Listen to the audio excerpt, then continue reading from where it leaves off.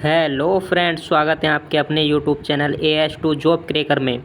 उम्मीद करता हूं दोस्तों आप सभी स्वस्थ होंगे तथा अपनी पढ़ाई भी सुचारू रूप से कर रहे होंगे। दोस्तों, आज फिर से मैं स्वागत करता हूं आपका हिस्ट्री की 16वीं क्लास में, जो कि एक सीरीज तरीके से चला रहे हैं हम पैट स्पेशल तथा NTPC 10th लेवल स्पेशल। ठीक है दोस्तों, और ये दो परीक्षाओं को ही मद्देनज़र रखते हुए ही नहीं बल्कि अन्य परीक्षाओं को भी मद्देनज़र रखते हुए आपके सम्मुख लेके आ रहे हैं हम टेस्ट सीरीज़ के अंतर्गत एक प्रश्नोत्तरी भरी सीरीज़, जो कि हमारी सीरीज़ है इस समय हिस्ट्री तथा संविधान की। दोस्तों, ये हिस्ट्री की सीरीज़ की क्लास नंबर 16 है, जो कि आपके लिए बहुत उपयोगी है।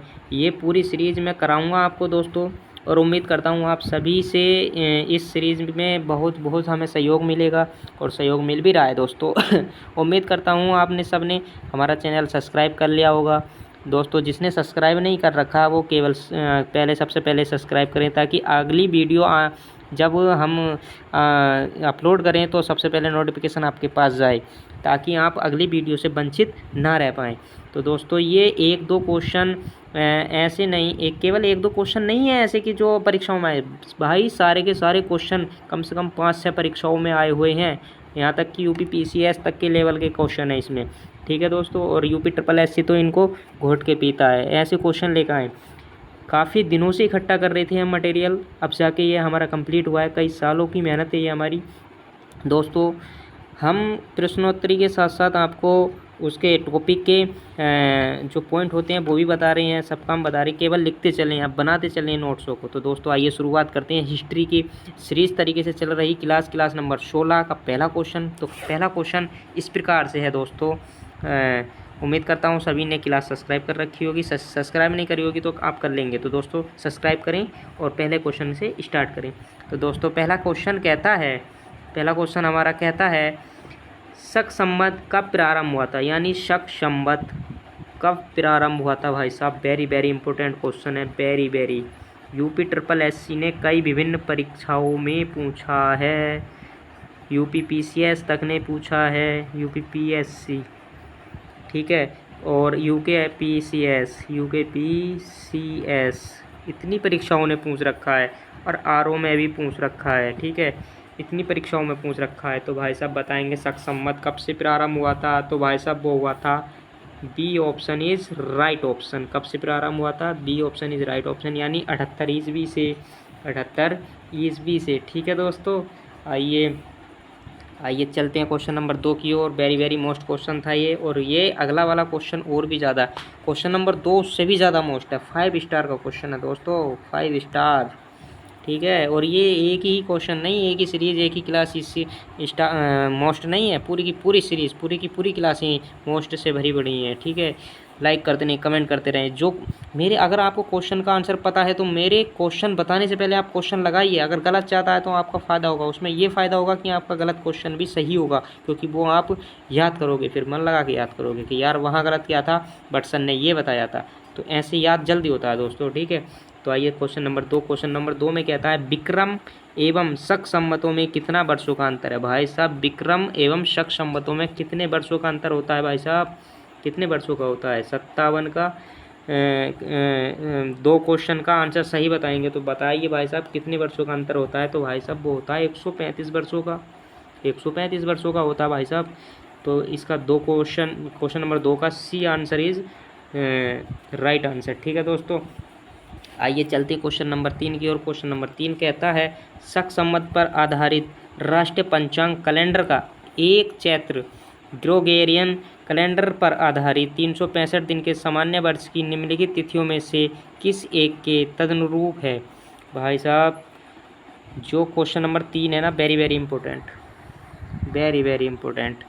शक संवत पर आधारित राष्ट्रीय पंचांग कैलेंडर का एक चैत्र ग्रेगोरियन कैलेंडर पर आधारित है। 365 दिन के सामान्य वर्ष की निम्नलिखित तिथियों में से किस एक के तदनुरूप है। तो किस एक के तदनुरूप है भाई साहब। Question number 3 very very important, और आपके सामने इसके क्वेश्चन के आंसर दिए गए हैं। आप क्वेश्चन के आंसर बताएंगे। तो दोस्तों, किसके अनुरूप दिए गए हैं भाई साहब बताएंगे। तो है वो 22 मार्च, यानी कि 22 मार्च। चैत्र महीना होता है चैत्र, जिसमें होली का पहला दिन होता है होली का, वही भाई साहब चैत्र में ही बनाई जाती है। ठीक है, वही तारीख को पूछ रहा है ये। ठीक है दोस्तों, यानी कि 3 का ए आंसर। ठीक है दोस्तों, आइए चलते हैं क्वेश्चन नंबर 4 की ओर। क्वेश्चन नंबर 4 कहता है विक्रम संवत कब से प्रारंभ हुआ था भाई साहब? वेरी वेरी इंपॉर्टेंट, 5 स्टार का क्वेश्चन है मेरे भाई, 5 स्टार का। विक्रम संवत कब से प्रारंभ हुआ था भाई साहब? तो विक्रम संवत प्रारंभ हुआ था 57 ईसा पूर्व से, 57 ईसा पूर्व से। ठीक है दोस्तों, कब हुआ था? 57 ईसा पूर्व से हुआ था। ठीक है दोस्तों, उम्मीद करता हूँ आपको ये क्लास अच्छी लग रही होगी और सभी इस क्लास के क्वेश्चनों को ध्यान से पढ़ रहे होंगे और लिख भी रहे होंगे। ठीक है दोस्तों, आइए चलते हैं क्वेश्चन नंबर 5 की ओर। क्वेश्चन नंबर 5 कहता है निम्नलिखित में से कौन सा वर्ष दिसंबर 2009 में शक संवत का वर्ष होगा? भाई साहब, निम्नलिखित में से कौन सा वर्ष दिसंबर 2009 में शक संवत का वर्ष होगा? तो कौन सा वर्ष होगा भाई साहब? तो वर्ष होगा आपका, सही से आंसर बताएंगे, आंसर 5 का बी। वो सॉरी, आप 5 क्वेश्चन का आंसर सही बताएंगे तो कौन सा वर्ष 2009 से अंतर्गत होगा? तो इसका आंसर होगा 1931, यानी कि question number A, question number A. ठीक है दोस्तों, आइए, क्योंकि 2009 में हम किसे जोड़ेंगे? शक बनाना, तो कितना जोड़ेंगे हम शक बनाना? 78 बार इसी तो जोड़ेंगे भाई साहब। जब 78 जोड़ देंगे, वो 78 घटाना है भाई साहब, 78 घटाना होता है सर जी। 78 जब घटाएंगे तो कितना हो जाएगा? 1931 वर्ष का कैलेंडर दिखाएगा ये। ठीक है दोस्तों, आइए चलते हैं क्वेश्चन नंबर 6 की ओर। क्वेश्चन नंबर 6 कहता है अश्वघोष किसका समकालीन था? भाई साहब, ये 4 ऑप्शन दिए गए सर जी। इन 4 ऑप्शनों में से ऐसा कौन सा व्यक्ति है जो अश्वघोष के समकालीन था? तो कौन था ऐसा जो अश्वघोष के समकालीन था? तो वो था भाई साहब कनिष्क को जानते हैं आप? कनिष्क कितना महान शासक रहा है। ठीक है, कनिष्क है इसके समकालीन थे। ठीक है, क्वेश्चन नंबर सी आंसर 6 का। ठीक है, आइए चलते हैं क्वेश्चन नंबर 7 की ओर। क्वेश्चन नंबर 7 कहता है निम्नलिखित में से कौन एक कनिष्क के दरबार से संबंधित नहीं था? निम्नलिखित में से कौन एक कनिष्क के दरबार से संबंधित नहीं था? तो कौन नहीं था? तो भाई साहब, ऑप्शन 4 ऑप्शन दिए गए हैं, चारों में से एक बताएंगे। तो कौन संबंधित नहीं था? तो वो नहीं था डी, पतंजलि नहीं था। कौन नहीं था? पतंजलि। कौन नहीं था भाई साहब? पतंजलि। ठीक है दोस्तों, आइए चलते हैं क्वेश्चन नंबर 8 की ओर। क्वेश्चन नंबर 8 कहता है निम्नलिखित में से कौन कनिष्क प्रथम के दरबार में नहीं गया था? निम्नलिखित में से कौन कनिष्क प्रथम के दरबार में नहीं गया था? कौन नहीं गया था भाई साहब कनिष्क प्रथम के दरबार में? तो वो नहीं गया था विशाखदत्त। कौन नहीं गया था? विशाखदत्त। वेरी वेरी इंपॉर्टेंट है भाई साहब, वेरी वेरी इंपॉर्टेंट। ठीक है दोस्तों, विशाखदत्त नहीं गया था। आइए क्वेश्चन नंबर 9 की तरफ चलते हैं। क्वेश्चन नंबर 9 कहता है निम्नलिखित नगरों में से किसका उल्लेख कनिष्क के रक्तप अभिलेख में नहीं है? यानी कि निम्नलिखित नगरों में से किसका उल्लेख कनिष्क के रवतक अभिलेख में नहीं है? तो किसका अभिलेख में नाम नहीं है भाई साहब रवतक में? तो आपके सामने 4 ऑप्शन दिए गए हैं। उचित क्वेश्चन को बड़े अच्छे से तरीके से कमेंट करेंगे, मुझसे पहले बताने से पहले कमेंट किया करो दोस्तों। ठीक है, और जो गलत होया करेगा वो ऑटोमेटिक आपको याद रहेगा। ठीक है, ये very very most important question है। ठीक है,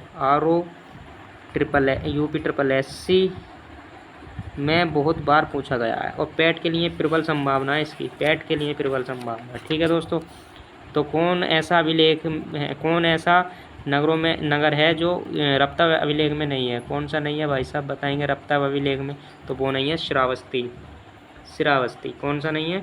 श्रावस्ती। 5 का ए आंसर। ठीक है दोस्तों, आइए चलते हैं क्वेश्चन नंबर 10 की ओर। क्वेश्चन नंबर 10 कहता है इनमें से किस आयुर्वेदाचार्य ने तक्षशिला विश्वविद्यालय में शिक्षा प्राप्त की है? इनमें से किस आयुर्वेदाचार्य ने तक्षशिला विश्वविद्यालय में शिक्षा प्राप्त की थी? तो किसने की थी भाई साहब तक्षशिला में?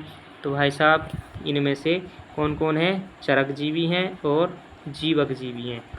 चरकजीवी हैं और जीवकजीवी हैं, यानी कि दोनों ऑप्शन इज राइट ऑप्शन। ठीक है दोस्तों, सी और D right option, very very important. ठीक है, आइए चलते हैं क्वेश्चन नंबर 11 की ओर। क्वेश्चन नंबर 11 कहता है पुष्यमित्र शुंग द्वारा 2 अश्वमेध यज्ञ किए जाने के बारे में जानकारी किस लेख से मिलती है?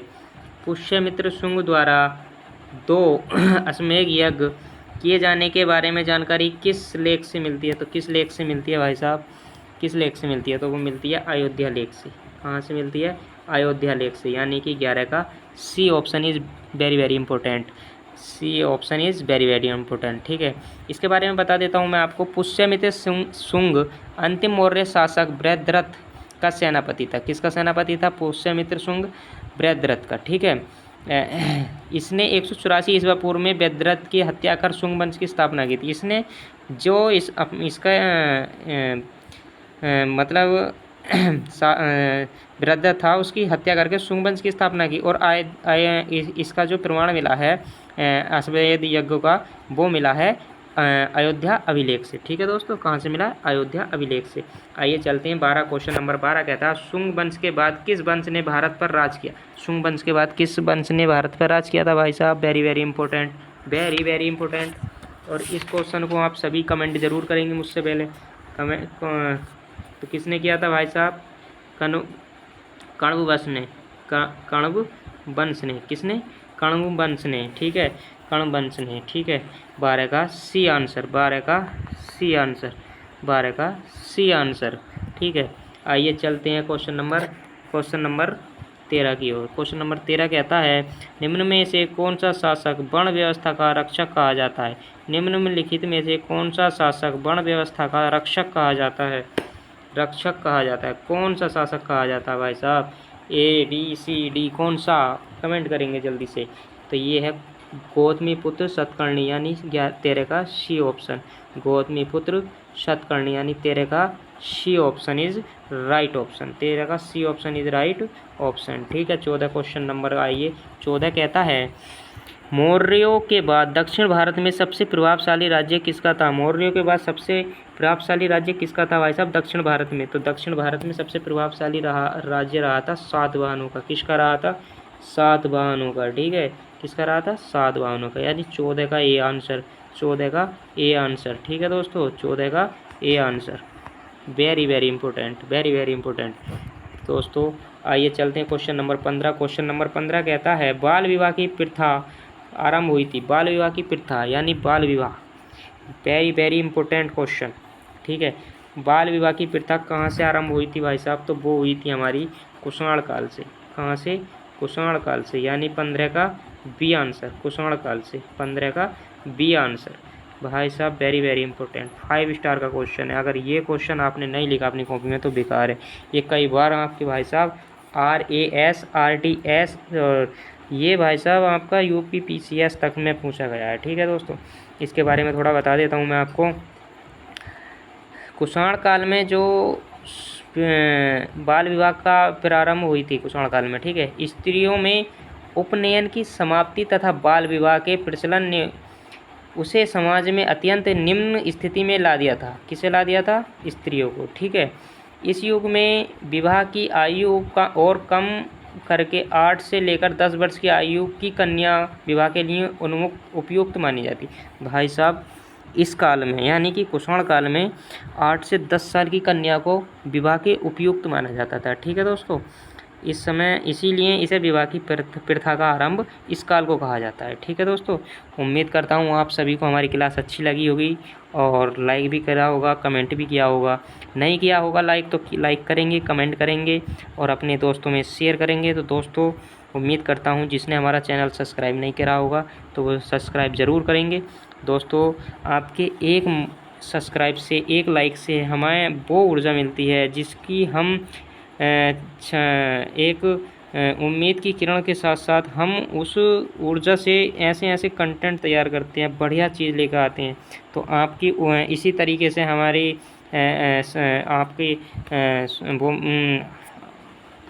आपके एक कमेंट में, एक लाइक में हमें बहुत ज़्यादा ऊर्जा मिलती रहेगी और हम आपको नई से नई क्लासें प्रोवाइड करते रहेंगे। तो दोस्तों जिसने हमारी क्लास लाइक करी है, सब्सक्राइब करी है, उनके लिए तहे दिल से धन्यवाद और सब्सक्राइब करने वालों के लिए भी तहे दिल से धन्यवाद।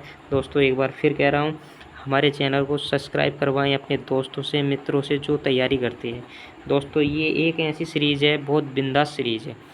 इसमें केवल प्रश्न उत्तरी ही नहीं है, सब तरीके के क्वेश्चन आ रहे हैं। ठीक है, आइए चलते हैं। ठीक है दोस्तों, जय हिंद, जय भारत।